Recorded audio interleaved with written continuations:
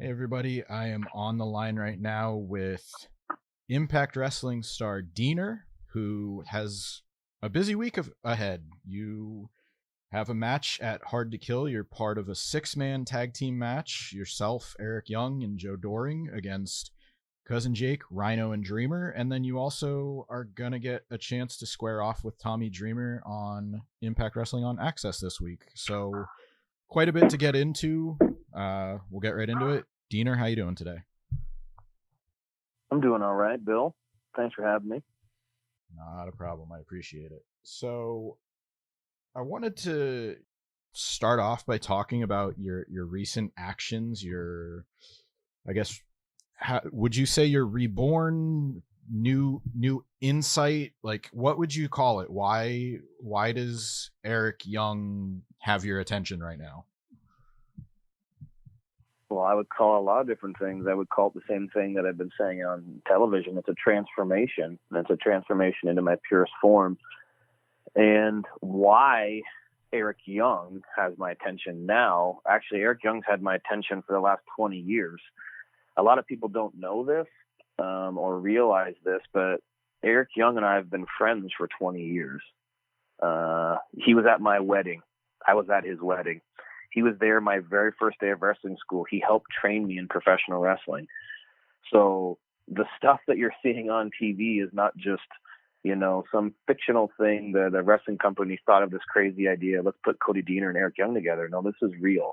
This is our idea. This is our plan and our design.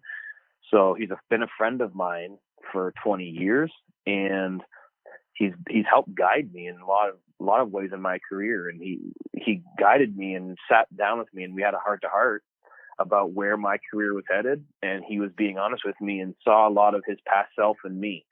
Eric Young used to be a guy that was only viewed by the wrestling community and the wrestling world as some guy that could be funny and make people laugh. And he knew he had more to offer, so he took his career into his own hands, and he proved to the world that he has more to offer. And he was seeing the same thing happening to me. And when I was willing to be honest and look at myself and my career, I realized that he was right.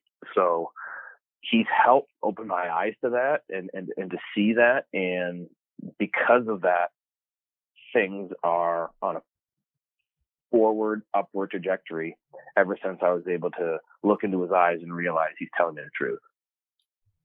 Now, the reason I think I find it interesting, I'm sure many people would agree, is you were screaming, "I'm not a nobody," and I see the parallels between the belief that you guys were funny characters, and almost people would put say that was your ceiling. But was the "I'm a nobody" was this always the plan, or did you kind of have a realization that he was right?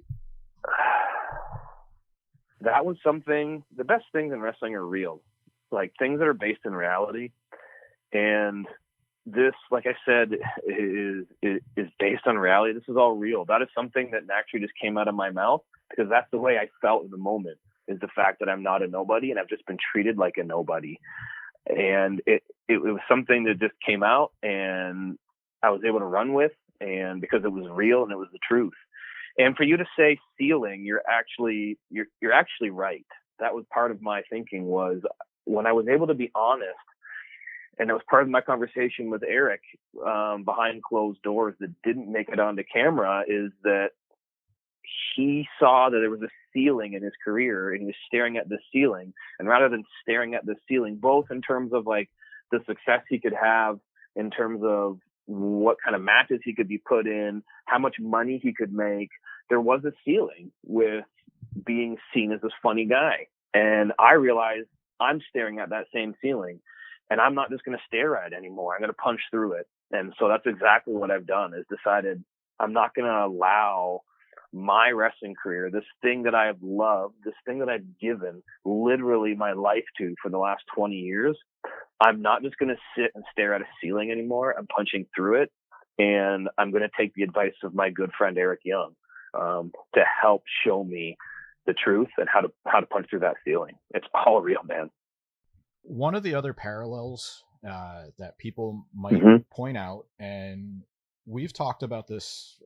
We did a media call last year. I asked about, your appreciation for working with ODB. So Eric has also worked with her, and at the time you said, it was about 10 years ago, but you're still really proud of that. You're still proud of the association, even though that kind of goes along with the ceiling. But how would you explain your transformation as far as still being able to appreciate the work that you did to get to this point, but also putting it aside so that you can grow as a performer? You're not ashamed of it, but you're also, that you can't go to the next level without moving past that, if that makes more sense. It's simple. I have something to prove.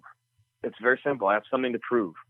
I have proven that I can make people laugh and I can make people smile. And I'm proud of that because not everyone can do that. That is a skill that is not appreciated enough in professional wrestling. Being able to entertain people in a certain way, use it in a funny way, make them smile, make them enjoy what they're watching, is a very specific skill set. Unfortunately, if we're talking the truth, that skill set does not make you a whole lot of money. You don't make a lot of money, and you're not a top guy.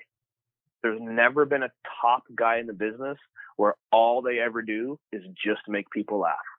There's a lot of guys that are top guys that can make people laugh, but they have a lot of other things that they can do as well. They can make you feel all types of emotions. I am that guy. I am a top guy that can make the audience feel more than just the fuzzies on the inside. I can make them feel the whole range of emotions. And it's time for me to prove that because I have that ability and I wasn't able to show that ability before. That doesn't mean I'm not proud of the fact that I could do that. But now it's time to prove something and show that I have more to offer than just to make people smile. And as I mentioned, you have a match coming up Tuesday. It's against Tommy Dreamer.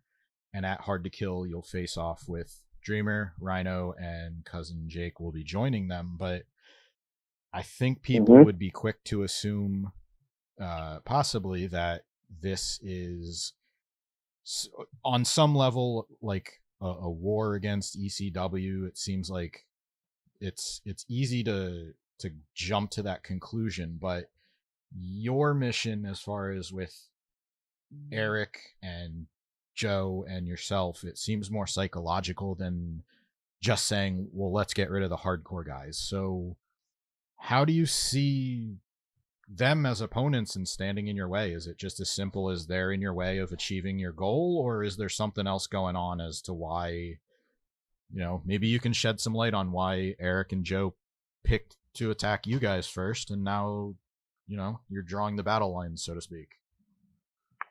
Eric's been preaching this for months. He's been preaching about a plan and preaching about a design. This is all by design, everything that we're doing. And you're going to see more of that plan play out at Hard to Kill. And the design and the plan is all coming together. But I will say this. Eric Young opened my eyes to this. He opened my eyes to the sickness. And it was a sickness that I had. I was so sick within this wrestling business because I gave this business everything. I sacrificed everything. I had the sickness. I was willing to give everything for this business and wait for it to give back to me. And then I had to realize, wait a minute, this business does not give back to you. You have to take what you want. And if anything, if there's ever been a wrestling company in the history of wrestling that represents that sickness, it's ECW. So it couldn't be any more fitting that it's Tommy Dreamer and it's Rhino that stepped in, because they have the sickness more than anybody else that I even know of. Tommy Dreamer probably represents the sickness more than anyone else in this business. Just giving and giving and giving back to the business and waiting for it to give back to you. Look, it doesn't give back to you. You've got to take it. And that's what Eric Young and Joe and myself are doing. We're not We're not just going to wait for someone to give us anything anymore. We're going to take. I know, and this is staying with me, you're talking about waiting for wrestling to give back to you, but one thing, if you want to talk about it, is your charity giver.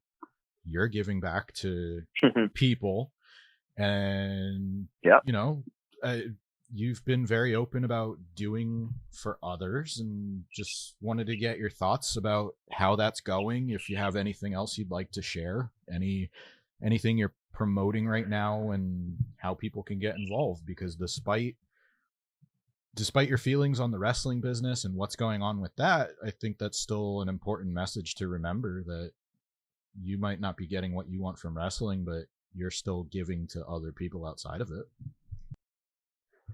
Absolutely.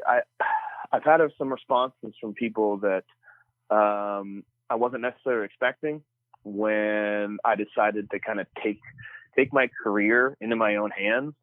I have had messages from fans and people that are like, man, that's inspiring, because they see this frustration that I'm talking about. They can see it, and they're like, you're willing to try something new and step out of your comfort zone and move forward in something. And that's inspiring. And I was not expecting that response, but it's a response that I got. But if we're just being honest and we're looking around the world, like, there's some people that are less fortunate that despite their circumstances, they're not able to move forward in certain ways. And a lot of it is young children, young kids. And I've partnered with a lot of young charities for children over the years to just help those that are less fortunate, and those that can't necessarily take something into their own hands. They just need a little bit of help. And if you give them a little bit of help, then they can actually take ownership and take things into their own hands. So I've actually been, I've been doing that. I'm proud of it. It's something I will continue to do with my Giver for Charity efforts. People can learn all about that through following me on social media. They can go to CodyDiener.com. They can follow me on social media, on all the main social, Twitter, Instagram, Facebook, at Cody Diener, to learn more about that and to see more what I'm doing. But one thing you're going to notice when you go to my social media accounts, definitely right now, is the promotion of Hard to Kill, because that's what's on my main radar right now, is being part of a wrestling company that is hard to kill, being part of a wrestling company that is the best wrestling company in the world, in my opinion. And all eyes are on us right now. And now is the time for myself and Eric and Joe to show the world what we got, because there's never been more eyes on Impact Wrestling than there is right now. And I'm so pumped for Hard to Kill. I will point out, again, you mentioned it, we can go to your website, find out more. You've raised more than $16,000 for different charities. It's a really cool effort and good to see giving back. So you guys can check that out. I appreciate that. But staying on point as far as Hard to Kill, maybe people haven't been paying attention to your work with Jake in a team, or maybe they want a better example of what you can do outside of the comedy realm. Maybe do you have a match that you can point to specifically that they could check out, whether it's from Impact, from the indies, like they could go check out online, and you would point to that and be like, you know what, this is who I want to be as a wrestler, or this is who you're going to see at Hard to Kill? Look, I'll tell you what my gut is telling me to tell you, and it sounds like a hype promo from a wrestling standpoint, but it's legitimately true. If you want a match that's going to show you what I'm really all about, that match is the 6-man at Hard to Kill, because it's going to get violent and it's going to get crazy, and it's not actually something that is outside of my realm and my comfort zone. I've had, in my career, I can't tell you how many hoods of cars I've smashed, literally how many vehicles I have destroyed during a match, and how many pieces of glass I've had to pull out of my body from violent matches. This is not something that's new to me. It's just something that the world hasn't seen from me. And because I've been at this for 20 years, some of those crazy matches I've had were never on camera. And I can't even point to an audience to say, hey, go watch this. One that really sticks out to me and is really meaningful to me is actually a very violent, crazy match that I had with the late Brody Lee, a good friend of mine. And him and I had a crazy match where we literally we fought on top of a car and just dismantled this car and destroyed it. We went to war. That match in its entirety is not on YouTube, but it is a great example of the violence that I'm capable of. And I have fond memories of that violence with my friend Brody, who was an amazing, amazing man. So you're going to see some of that violence as an example, not Hard to Kill. Buy the pay-per-view. Put your damn money down if you want to see my best match yet. It's going to be at Hard to Kill, brother. I don't think you could have put it any better than that. And again, you have quite a week ahead. This Tuesday, yeah, man. Access, Tommy Dreamer, and then Hard to Kill next weekend. It's on pay-per-view, January 16th. It's going to be Diener, Eric Young, Joe Doring against Rhino, Cousin Jake, and Tommy Dreamer. Diener, thank you very much for your time. Thanks for having me.